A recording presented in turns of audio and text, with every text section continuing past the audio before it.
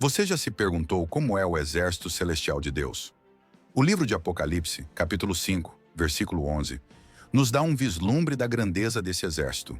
João descreve: "E olhei e vi a voz de muitos anjos ao redor do trono, e dos seres viventes e dos anciãos.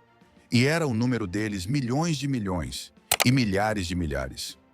Imagine um número tão grande que a mente humana não consegue conceber. Esses anjos, incontáveis e resplandecentes, refletem a glória e o poder do Criador, demonstrando que o reino celestial é majestoso além da nossa compreensão. Esses anjos não são apenas espectadores celestiais, eles desempenham um papel ativo na história da humanidade e na execução dos planos de Deus. Eles são descritos como poderosos guerreiros espirituais, mas também como seres compassivos, enviados para cuidar e proteger os filhos de Deus. Hebreus capítulo 1, versículo 14, nos lembra que eles são espíritos ministradores enviados para servir a favor daqueles que hão de herdar a salvação. Isso significa que, enquanto enfrentamos desafios terrenos, temos um auxílio divino invisível, mas poderoso ao nosso lado. Esses anjos também são adoradores, constantemente proclamando a santidade de Deus. Em Isaías capítulo 6, versículo 3, eles clamam: "Santo, Santo, Santo é o Senhor dos exércitos, toda a terra está cheia da sua glória." Sua adoração é pura e ininterrupta, inspirando-nos a também adorarmos a Deus com todo o nosso coração. Mas além de adoradores, eles são mensageiros de Deus. Vemos isso claramente quando o anjo Gabriel anunciou o nascimento de Jesus a Maria, em Lucas capítulo 1, do versículo 26 ao 38. Esse exército celestial está sempre ativo, seja protegendo, guiando ou comunicando a vontade divina aos homens. O universo é mais vasto e cheio de vida do que podemos imaginar, e o exército celestial é uma prova disso. Invisíveis aos nossos olhos, esses anjos estão ao nosso redor, envolvidos em uma guerra espiritual contínua contra as forças do mal. Apesar de não vermos essa batalha, ela é real e impacta diretamente nossas vidas. Saber que estamos sob os cuidados desse exército é um lembrete da fidelidade e do amor de Deus, que nunca nos deixa sozinhos. Que conforto saber que o exército celestial, tão vasto e glorioso, está a serviço do Altíssimo e a nosso favor. Você já parou para pensar em como Lúcifer, um dos anjos mais exaltados, se transformou no adversário de Deus? A Bíblia nos revela detalhes fascinantes sobre sua origem e sua queda. Em Ezequiel 28, versículos 14 e 15, lemos: "Tu eras querubim da guarda ungido, e te estabeleci. No monte santo de Deus estavas, no meio das pedras afogueadas andavas. Perfeito eras nos teus caminhos desde o dia em que foste criado, até que se achou iniquidade em ti." Lúcifer era um ser extraordinário, criado por Deus com beleza, sabedoria e uma posição de alta honra. Ele habitava próximo ao trono divino, no Monte Santo, um lugar reservado para os mais elevados entre os anjos. No entanto, algo mudou. Ezequiel 28, versículo 17 nos diz: "Elevou-se o teu coração por causa da tua formosura, corrompeste a tua sabedoria por causa do teu resplendor." Lúcifer permitiu que o orgulho enchesse seu coração. Ele começou a se exaltar acima de seu Criador, esquecendo que toda a sua beleza e glória eram dádivas de Deus. Este orgulho foi a semente da iniquidade que cresceu em seu interior. Lúcifer desejou algo que nunca lhe foi destinado: a posição do próprio Deus. Isaías 14, versículos de 12 a 14, detalha ainda mais essa queda. "Como caíste do céu, ó estrela da manhã, filho da alva, como foste lançado por terra, tu que debilitavas as nações.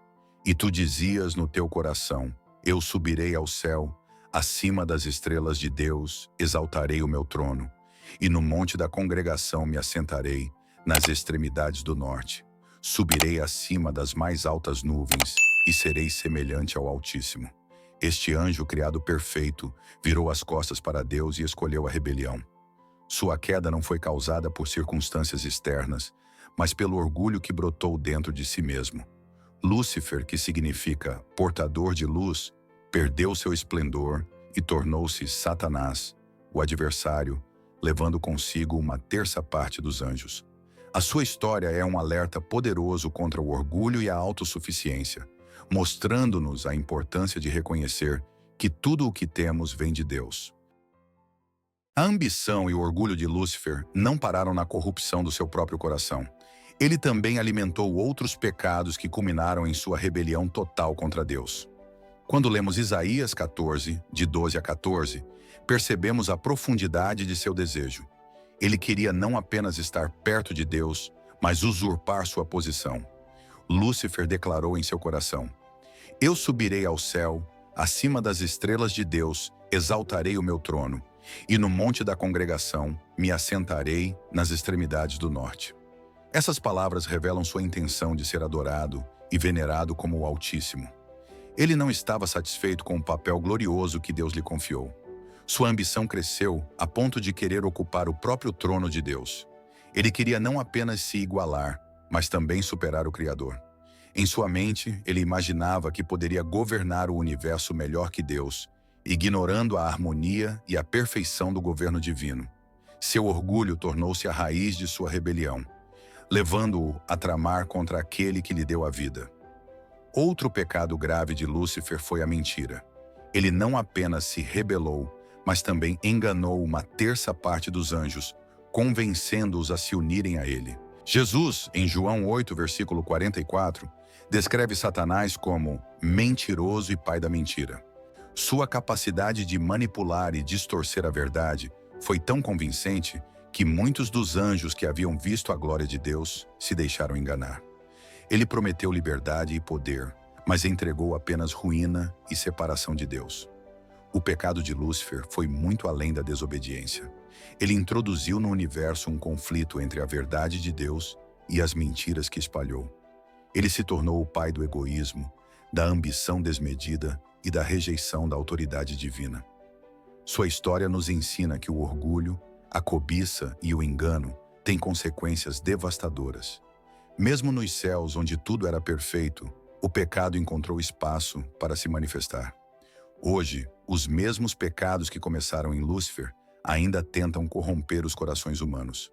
Mas podemos resistir a essas tentações, confiando na verdade da palavra de Deus e permanecendo humildes diante dele. A rebelião de Lúcifer culminou em um evento sem precedentes: guerra no céu. Apocalipse 12, versículos de 7 a 9, descreve: E houve batalha no céu. Miguel e os seus anjos batalhavam contra o dragão, e batalhavam o dragão e os seus anjos. Mas não prevaleceram, nem mais o seu lugar se achou nos céus. Esse conflito não foi apenas físico, mas também espiritual e moral. Miguel, que significa quem é como Deus. É o próprio Cristo liderando as hostes celestiais contra Satanás, o adversário, agora também chamado de dragão. O dragão e seus anjos foram expulsos do céu, e seu lugar não foi mais achado entre os fiéis. Apocalipse 12, versículo 4, revela que um terço dos anjos se uniu à rebelião, mas não prevaleceram. Em Lucas 10, versículo 18, Jesus diz: Eu vi Satanás, como um raio, cair do céu. Essa queda marca o início do grande conflito entre o bem e o mal que continua até hoje.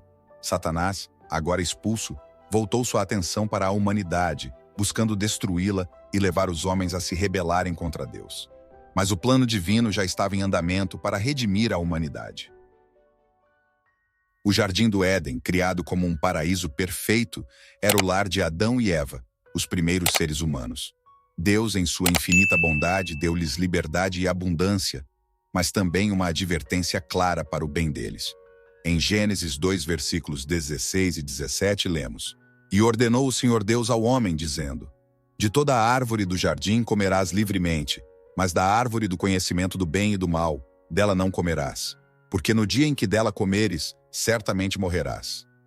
Essa advertência não era uma limitação arbitrária, mas um teste de fidelidade e amor. Ao abster-se do fruto proibido, Adão e Eva demonstrariam confiança no Criador e sua soberania. A árvore do conhecimento simbolizava a escolha entre obedecer a Deus ou rejeitar sua autoridade. O contexto dessa ordem revela o respeito de Deus pela liberdade humana. Ele poderia ter impedido Adão e Eva de pecar, mas a verdadeira obediência só é significativa quando surge do amor e da confiança, não da coerção. Essa advertência também destaca a gravidade do pecado, pois Deus deixou claro que a desobediência resultaria em morte, não apenas física, mas espiritual, separando o homem de sua fonte de vida, Deus. A serpente, usada por Satanás, trouxe engano ao paraíso.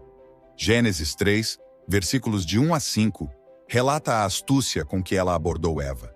É assim que Deus disse: "Não comereis de toda a árvore do jardim?" Então a serpente disse à mulher: "Certamente não morrereis, porque Deus sabe que no dia em que dele comerdes se abrirão os vossos olhos, e sereis como Deus, sabendo o bem e o mal."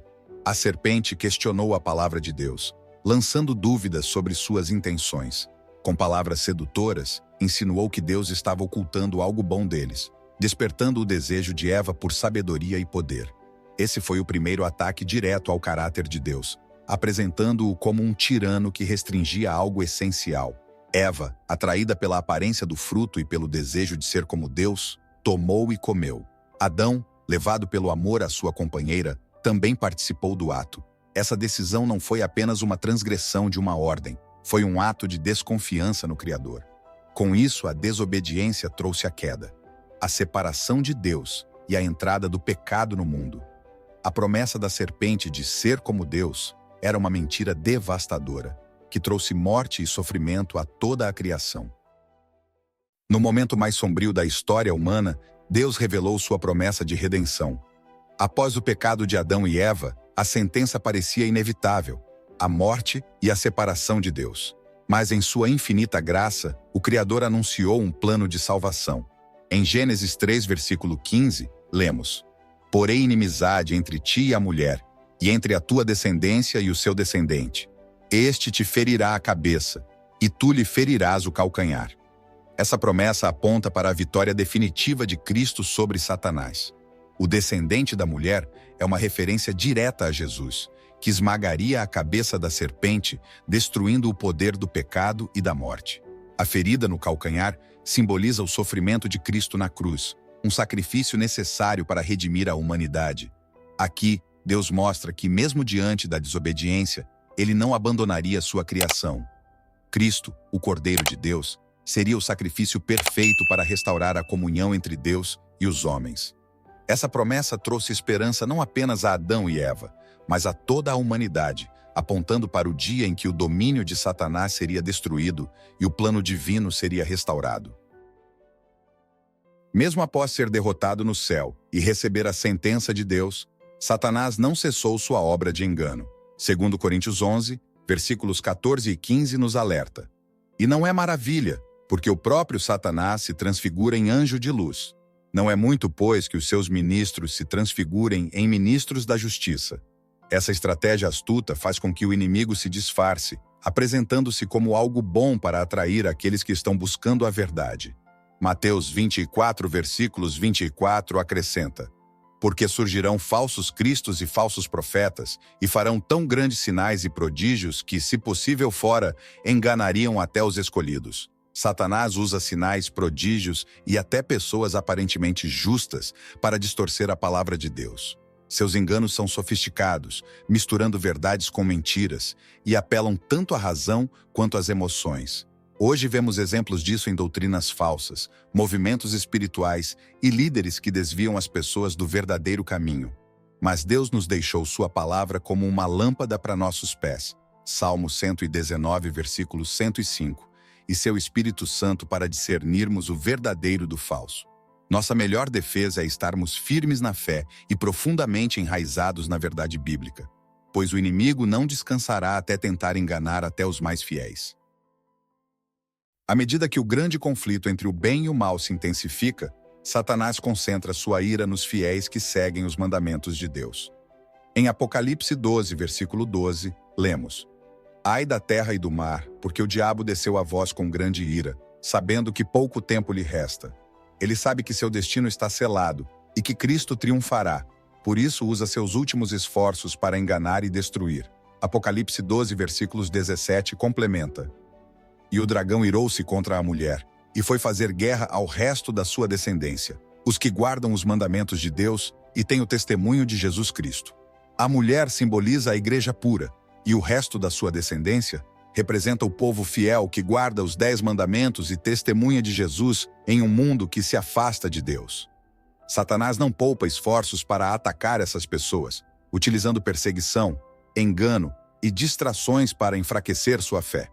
No entanto, os que permanecem firmes são aqueles que confiam na palavra de Deus e dependem do Espírito Santo para discernir o erro e resistir às tentações. Nesse momento crítico, a mensagem é clara.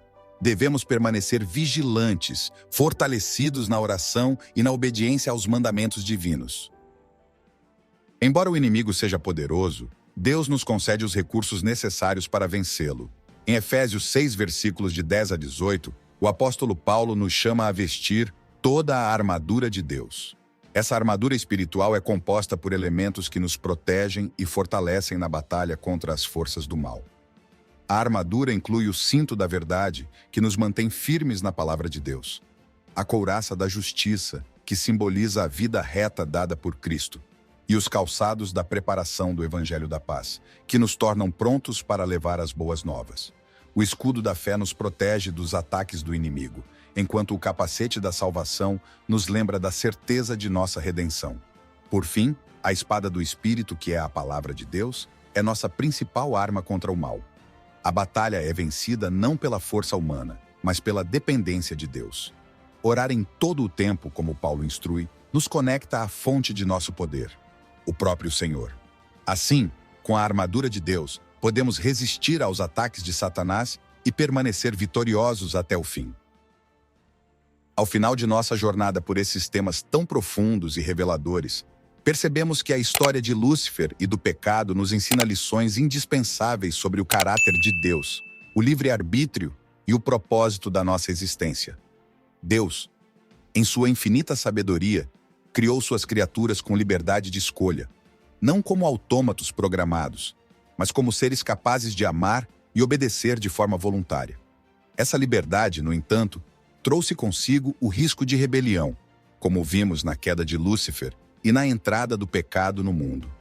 Embora o pecado tenha corrompido o que Deus criou como perfeito, ele não nos abandonou. Pelo contrário, Deus traçou um plano de salvação desde o princípio, prometendo esmagar a cabeça da serpente através do sacrifício de Jesus Cristo. Gênesis 3, versículo 15. Ele enviou seu Filho, que venceu o pecado e nos deu esperança de uma vida eterna ao seu lado. Essa promessa nos lembra que, mesmo em meio às lutas espirituais e às tentações que enfrentamos, não estamos sozinhos. O exército celestial de anjos está ao nosso redor e Deus luta por nós. Ao refletirmos sobre a queda de Lúcifer, somos desafiados a examinar nossos próprios corações. O orgulho, o desejo de poder e a desobediência ainda são perigos reais. Mas podemos resistir a essas tentações se permanecermos firmes na verdade da palavra de Deus e humildes diante dele. Que possamos buscar diariamente um relacionamento mais profundo com o Criador, confiando em seu amor e em seu poder para nos transformar. Que essa mensagem inspire você a viver com propósito, confiando na graça divina e lutando contra as forças espirituais do mal com a armadura de Deus. O conflito cósmico pode ser grande, mas a vitória final pertence ao Senhor. E Ele já nos assegurou que, em Cristo, somos mais que vencedores. Que você viva essa vitória todos os dias. Amém.